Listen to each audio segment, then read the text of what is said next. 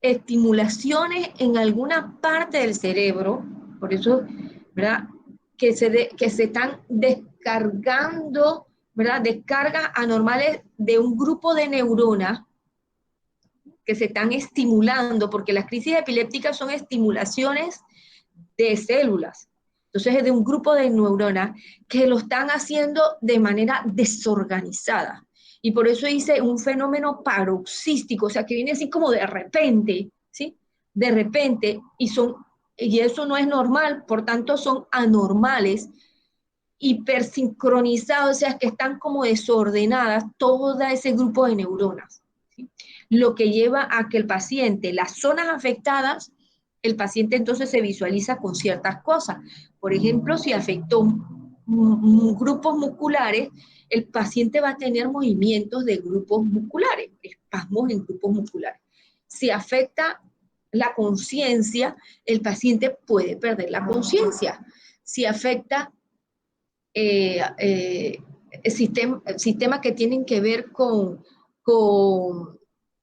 con la parte del pensamiento, el paciente puede tener hasta alucinaciones si es posible, ¿verdad? Entonces, el, eh, a lo que nosotros le llamamos convulsión es mal llamado, porque realmente la convulsión es una crisis epiléptica. Entonces, cuando tú dices, tuvo una convulsión, ahí estás diciendo, tuvo una crisis epiléptica. O a veces decimos, no, ella sufre de convulsión, no, ella sufre de epilepsia, porque hasta lo mal usan de forma, ¿verdad? Ya sea para la enfermedad o para la crisis epiléptica. Entonces, el problema de esta enfermedad es que el paciente en la mayoría de las veces pierde la conciencia, porque vamos a ver que en algunas pocas no se pierde la conciencia. Entonces, ¿quién queda para decir qué ha sucedido al paciente? Porque muchas veces se necesita de cómo fue, tuvo movimiento, se quedó como fuera de lugar. Bueno, entonces, ese observador, cuando verbaliza lo que le sucedió al paciente, lo hace de manera subjetiva, ¿verdad? Porque cada uno, pues, mira un fenómeno y describe el fenómeno de forma diferente. A veces, por eso es que requiere muchos estudios, como electros que se hacen, electros cerebrales, ¿verdad? Pero también qué es lo que está padeciendo, cuáles son lo que les pasa al paciente durante la crisis o la frecuencia de la crisis, para poder hacer diagnóstico de qué tipo de epilepsia puede tener ese paciente. Bien. La epilepsia, entonces, que tiene crisis epiléptica, esas crisis epilépticas se van a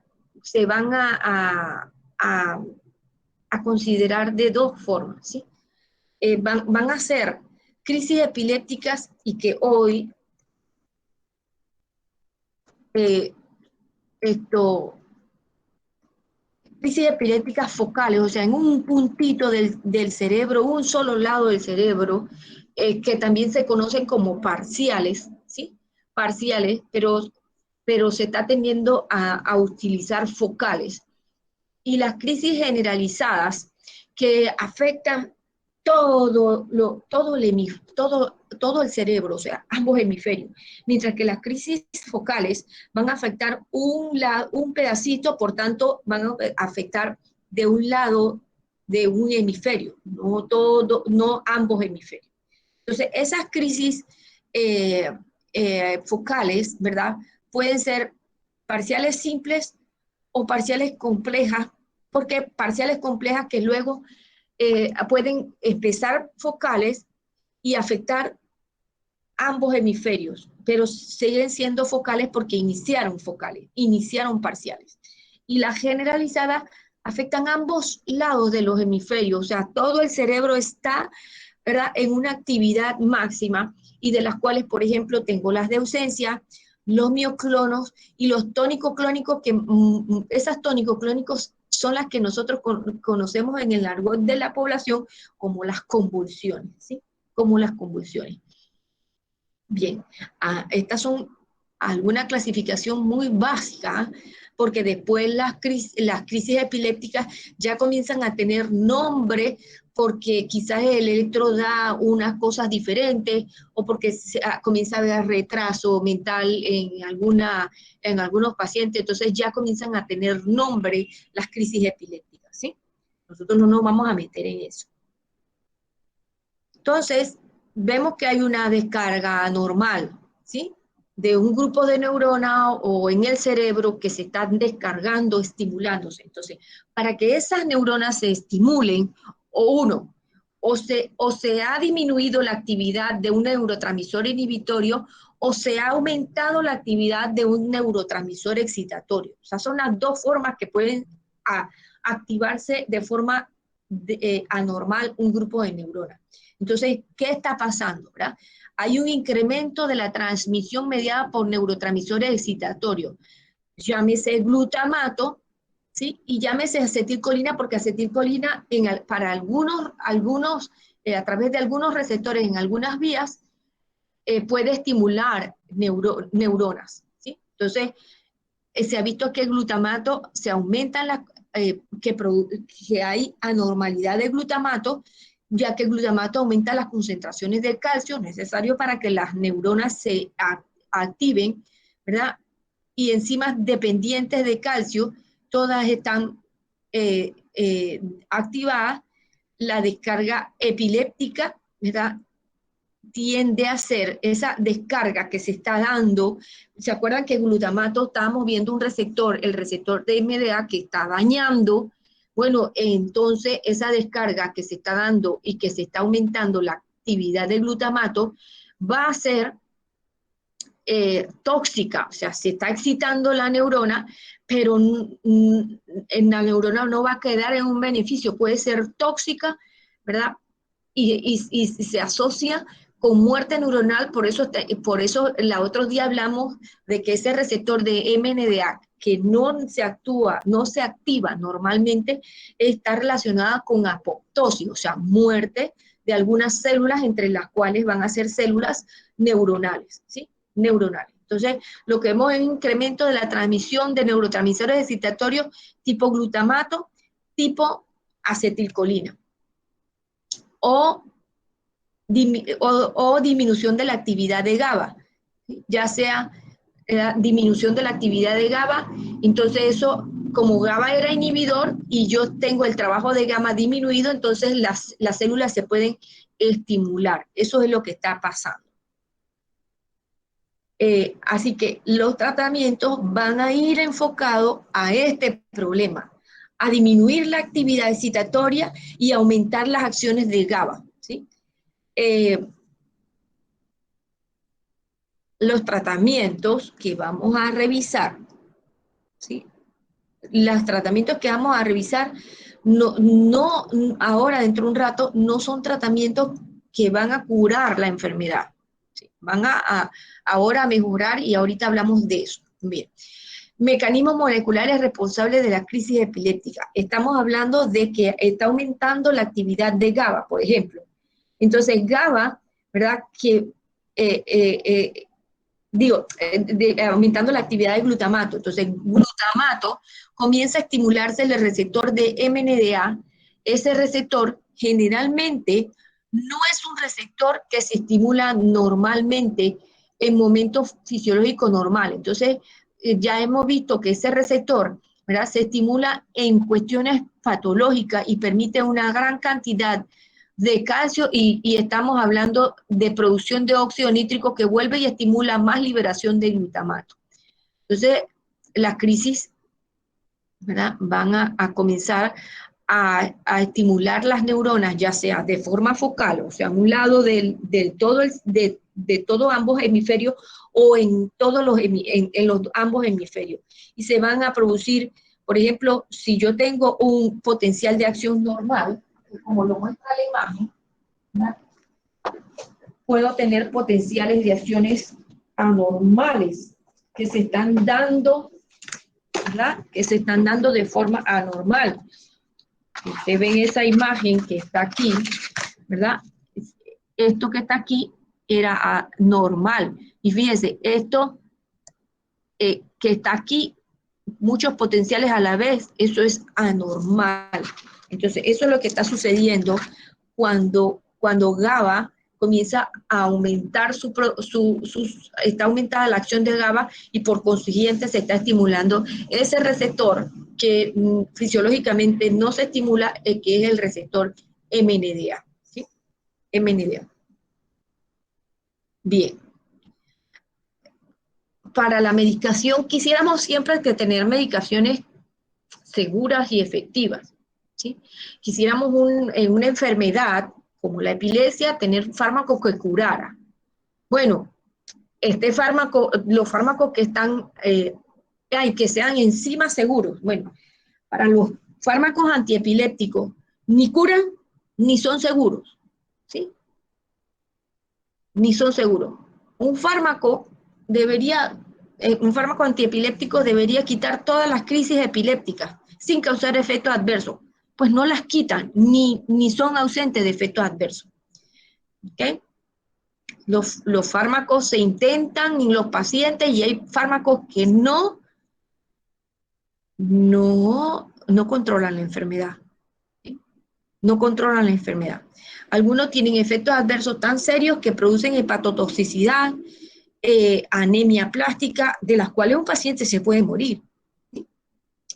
Entonces, entender, este es el clásico de ejemplo de los fármacos que existen en el mercado, no son ni totalmente efectivos ni totalmente seguros. Pero los fármacos que se utilizan aquí son de estrecho rango terapéutico. ¿Sí?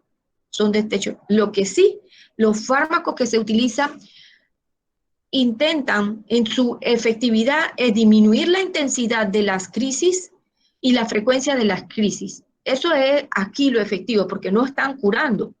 Entonces, ¿cuándo tú lo consideras efectivo? Cuando disminuye la intensidad y la frecuencia. O sea, si el paciente tenía varias crisis al día o varias crisis mensuales que disminuyen la cantidad y el tipo de severidad también que sean menos severas esas crisis epilépticas. Entonces comienza a ser el fármaco efectivo, pero no les quitan totalmente. Bien. Entonces, los fármacos que tenemos, ¿verdad? No son activos para todas las crisis que que se han clasificado, ¿sí? No son activos. Entonces, para las parciales va a haber fármacos que son como de elección, ¿sí? De elección. Nosotros, eh, y hay otros, eh, y hay otros que no son, ¿verdad? De elección. Y a veces se utilizan combinaciones, ¿sí? Combinaciones.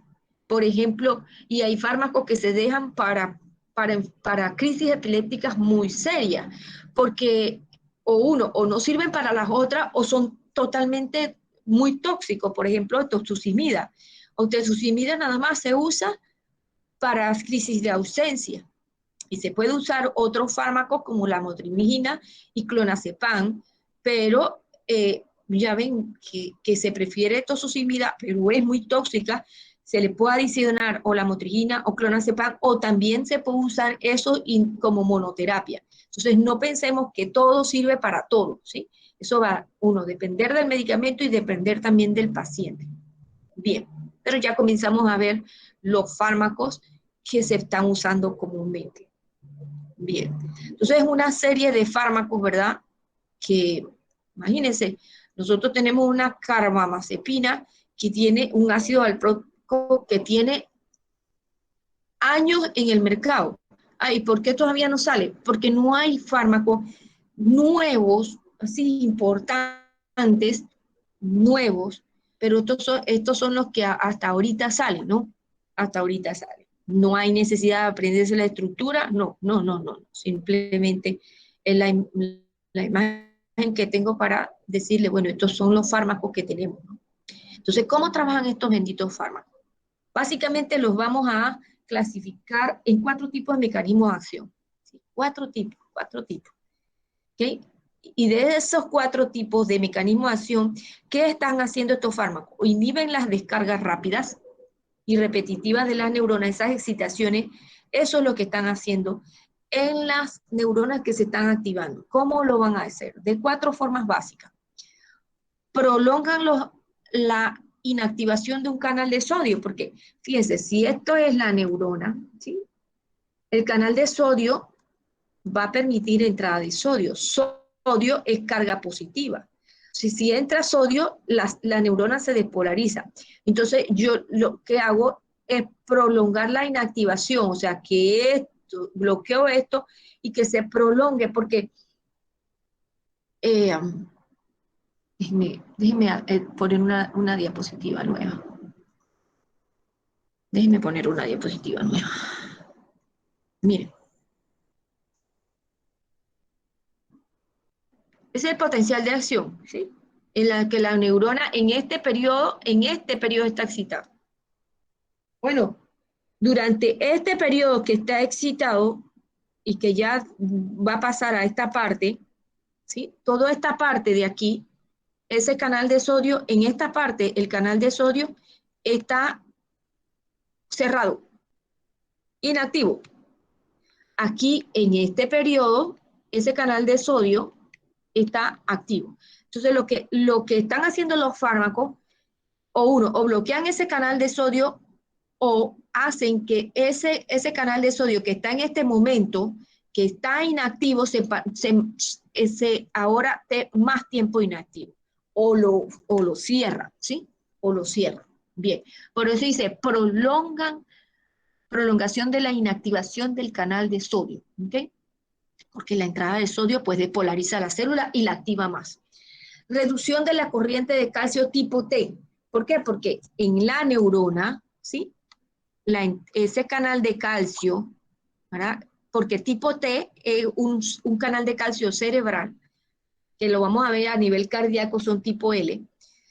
El calcio tiene carga positiva, así que si entra calcio se despolariza la célula y se estimula más. Entonces yo lo que quiero es reducción de la corriente de calcio. ¿Cómo reduzco la corriente? O yo bloqueo este canal de calcio, ¿sí? Bloqueo ese canal de calcio. Entonces algunos fármacos van a hacer eso. O potenciar la inhibición de GABA, ¿sí? Pensando en que GABA como neurotransmisor se produce de una sustancia y también GABA se puede degradar, ¿sí? GABA se puede degradar.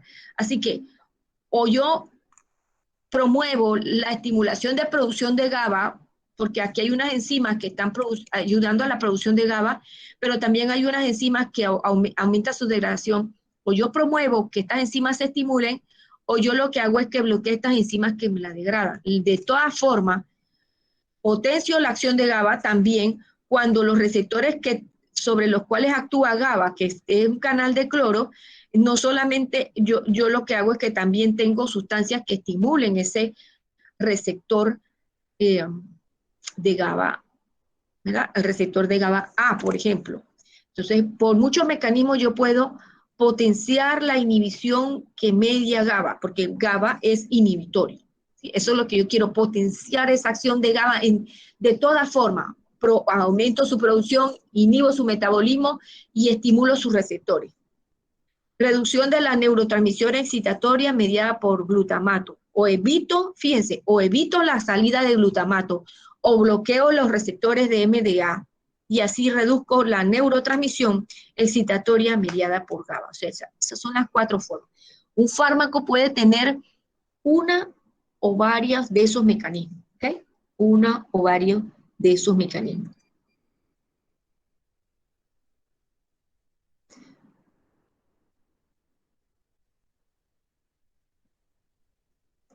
Entonces aquí, esta imagen, pues va a recoger lo que nosotros vamos a estar diciendo, ¿sí?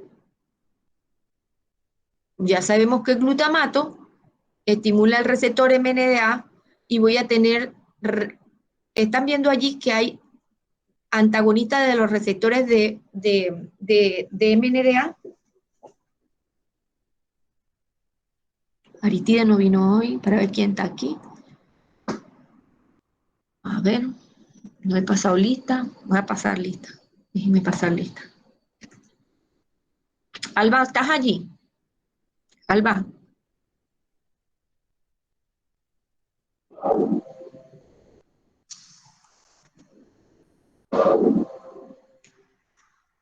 Alba.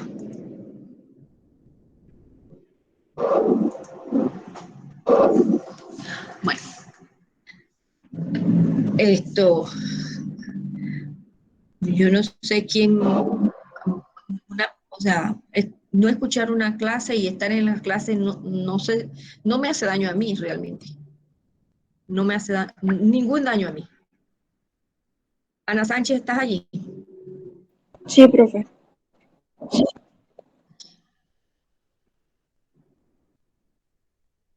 Ángelo, Hola, profe.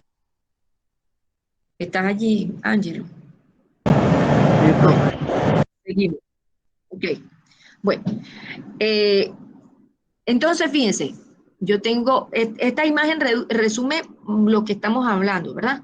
Entonces, si yo quiero quitar la acción de GABA, o yo disminuyo la salida de glutamato, perdón, disminuir la acción de glutamato, disminuyo esa salida, o afectaría en los receptores de MNDA, ¿verdad? Entonces yo tengo fármacos como ácido valproico y felbamato, que son antagonistas, pueden tener acciones de antagonista de, de receptores de MNDA. Ahora, estos fármacos pueden tener otros mecanismos de acción, ¿ok?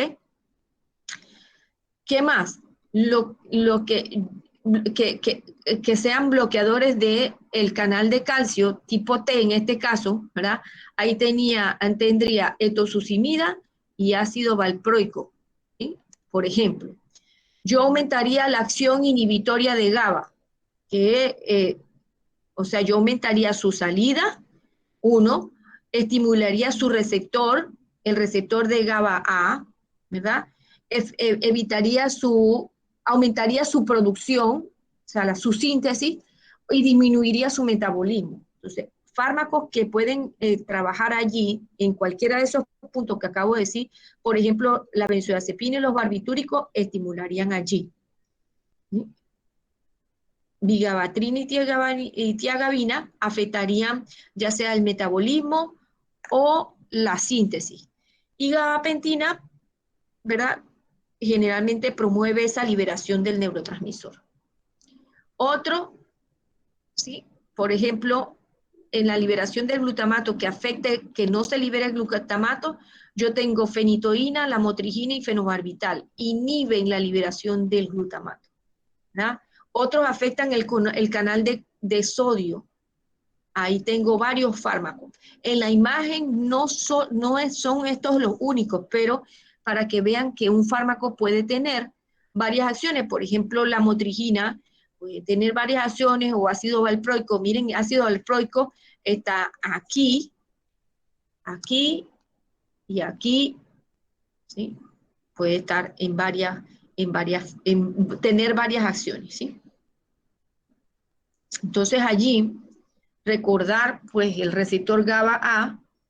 El receptor GABA A es un canal de cloro, ¿verdad? Y dice es un receptor de canal iónico operado por ligando. Eso es una clasificación. ¿Cuál es el ligando? El neurotransmisor GABA. ¿Sí? Que ese neurotransmisor tiene otros receptores en los cuales nosotros nos vamos a poner énfasis porque la mayoría de los fármacos están siendo agonistas de ese receptor GABA A. ¿Sí? Recordar que es el neurotransmisor inhibitorio, aumenta el paso de cloro hacia dentro de la membrana, lo que hiperpolariza la célula y hace que no se estimule, o sea, que no se llegue a tener el potencial de umbral en la célula. ¿Okay? Bien. Entonces, ese receptor GABA A, GABA A que vamos a hablar, ¿verdad? Es un receptor que está transmembranal y que tiene sitio de unión para diferentes sustancias.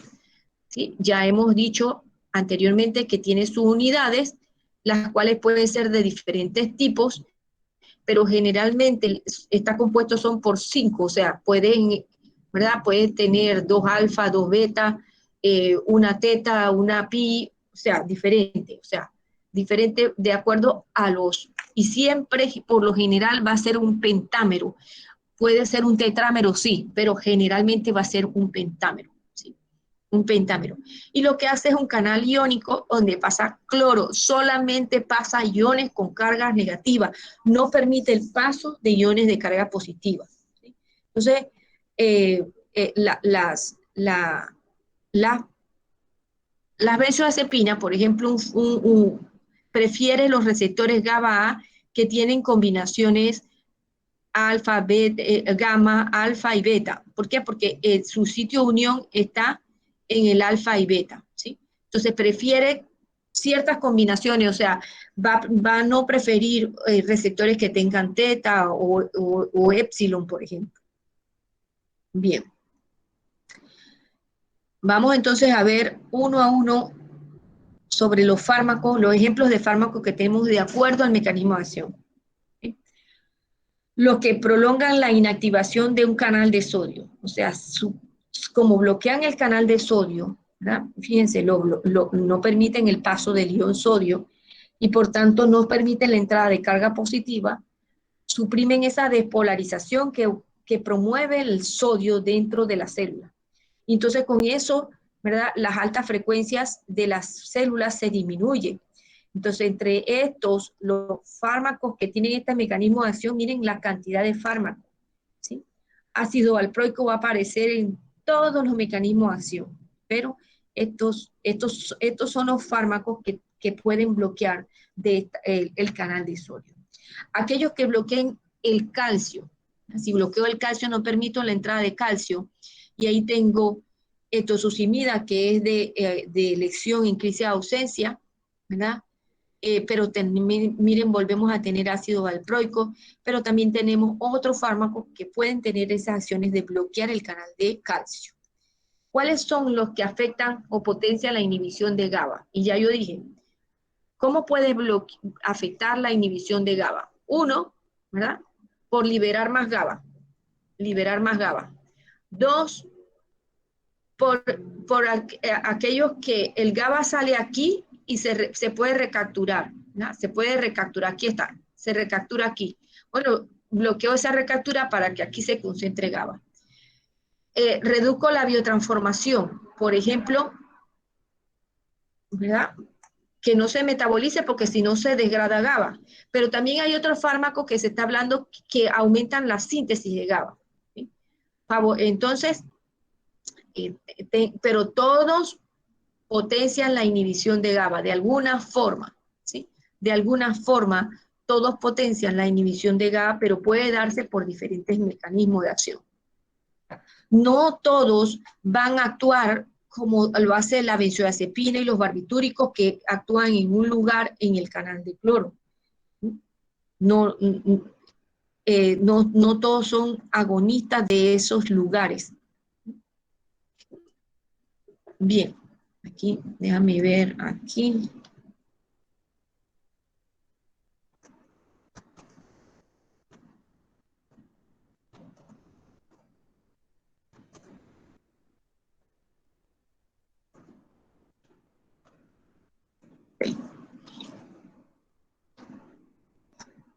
Otros reducen la neurotransmisión excitatoria del glutamato, porque ese es el neurotransmisor más importante que media excitación. ¿Cómo lo hace? Bloqueando el receptor de AMPA o bloqueando el receptor de MDA. ¿Verdad? Y ahí tenemos diferentes fármacos. Miren que fenobarbital, que también actúa aquí, estimulando, fenobarbital es barbitúrico, fenobarbital está aquí, ¿verdad? Estimulando el receptor de GABA, también puede bloquear el receptor de AMPA, ¿sí? Bloquear el receptor de AMPA. O aquellos que inhiben la liberación de glutamato, como la motrigina, se habla de fenitoína y fenobarbital. Así que fenobarbital inhibe la liberación de glutamato, bloquea el receptor AMPA y su primordial acción es bloquear el receptor, ¿verdad? Hacer agonista del receptor de GABA A, ¿sí? Así que este es otro ejemplo de fármacos que tienen diferentes formas de actuar. Ese receptor de glutamato, los receptores de glutamato ya hemos hablado ¿verdad? De los cuales hay varios. Esta lámina, miren, estas láminas les habla, y nosotros no estamos viendo todos los receptores. Aquí está el receptor AMPA, el receptor MDA y los receptores de kainato, que son los receptores ionotrópicos, o sea, canal iónico, pero tiene una cantidad de receptores metabotrópicos que algunos, ¿verdad?, aumentan IP3 y calcio y otros disminuyen eh, eh, AMP cíclico, ¿sí? De los receptores que estamos totalmente hablando son estos que están aquí, ¿sí? Esos que están ahí. Veamos este receptor de AMPA. El receptor AMPA es un receptor, un tipo canal iónico, ¿verdad? Tipo canal iónico que solamente permite el paso de iones positivos, o sea, cationes.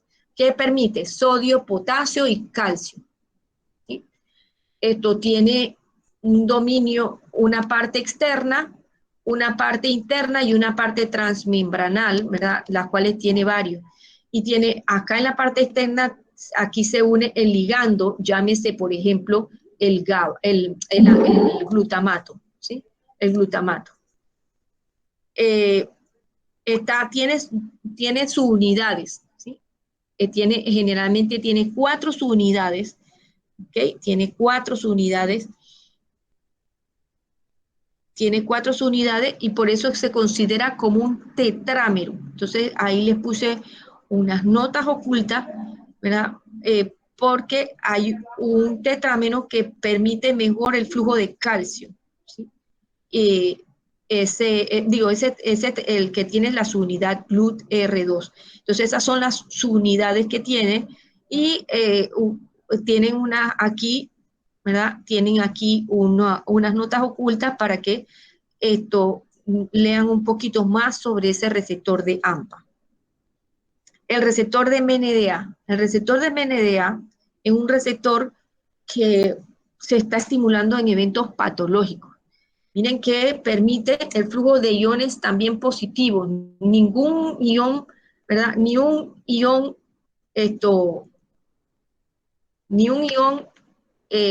negativo. También tiene sus unidades, ¿sí? También tiene sus unidades. Y hay una cosa importante. Cuando glutamato se une a su receptor, ese receptor no trabaja solo, ¿sí? Trabaja como un dímero unido a otro receptor, es un receptor de glicina, o sea que cada vez que el glutamato se va a estimular, debe haber 2 sustancias, ¿verdad? 2 sustancias allí para poder trabajar. Entonces, glicina es como un coagonista del el receptor. Entonces, el receptor, hay para glicina, sitios para glicina y sitios para glutamato, ¿sí? No trabaja solo ese neurotransmisor. Hay un coagonista, el agonista es glutamato, pero sin glicina no se está estimulando, ¿ok? Entonces, tiene una diversidad de unidades diferentes y por eso se considera un heterómero, ¿verdad? Porque tiene varias cosas diferentes. Tiene dos tipos de subunidades.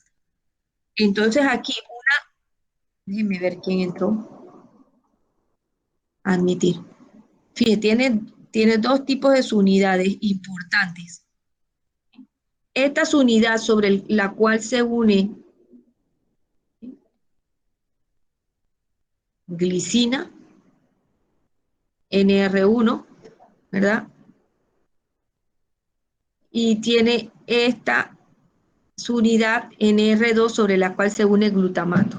Cada una de esas tiene, ¿verdad? Tiene 3 segmentos que van 3 segmentos aquí, 3 segmentos aquí, ¿sí? Por eso entonces en la clasificación se considera que tiene 3 segmentos transmembranales porque este segmento no se considera un segmento. Tiene afinidad diversa para glicina, o sea que vamos a tener que aquí, ¿sí? En lugar de glicina está cuando cuando esas unidades son de este tipo, el NR1 y NR2, ¿verdad? De tipo C, entonces ahí glicina tiene mayor afinidad sobre ese NR1. Eso es importante porque eso modula la acción del canal, ¿sí? Y modula la acción de glutamato. O sea que en todos los lugares glutamato no va a funcionar igual. Así que aquí les dejo. Entonces, aquí en este espacio, pues está el magnesio bloqueando el receptor y la importancia, ¿verdad? Del magnesio, ¿verdad? Una vez que se despolarice, ese magnesio se va y permite entonces el movimiento de iones. Entonces aquí le dejo unas notas ocultas para que revisen ese receptor. Entonces esto ya lo vimos. Este es el mismo receptor MNDA,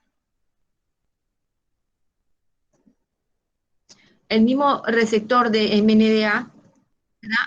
Y ya lo hemos visto que normalmente pues el receptor que se está estimulando es el receptor AMPA, ¿verdad? Y que produce una despolarización muy breve, pero el receptor, una vez que sea patológico, el receptor de MNDA y comienza a estimularse y por tanto